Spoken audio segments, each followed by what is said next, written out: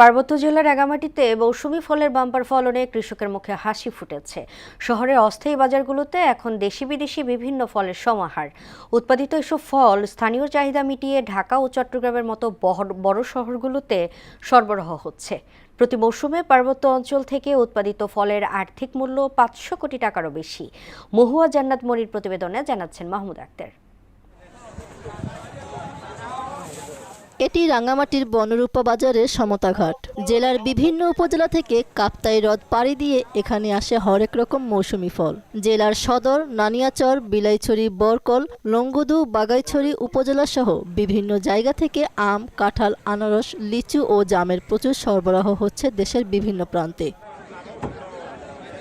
স্বাদে এবং গুণে ও মানে ভালো হওয়ায় রাঙ্গামাটিতে উৎপাদিত মৌসুমি ফলের কদর দেশ জুড়ে। ফলের চাহিদা থাকলেও ফলন উৎপাদিত খরচ বেশি হওয়ায় ন্যায্য দাম পাচ্ছেন না কৃষকরা। সকাল থেকে এসেছি মানে আনারস বেচার জন্য, কিন্তু একবারে সস্তা নিতে পারে ইনশাল্লাহ লাভবান হতে পারবো আর কি। নিজেরা খাবো আবার কিছু বিক্রি করবো আর কি।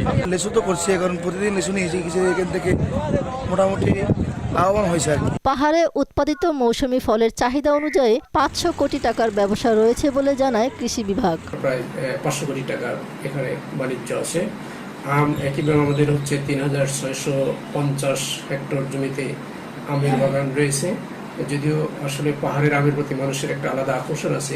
রাঙ্গামাটি জেলায় আনারস উৎপাদন হয়েছে 65,000 মেট্রিক টন, আম উৎপাদন হয়েছে 40,000 মেট্রিক টন আর লিচু উৎপাদন হয়েছে 14,000 মেট্রিক টন। মাহমুদ আক্তার, মোহনা সংবাদ।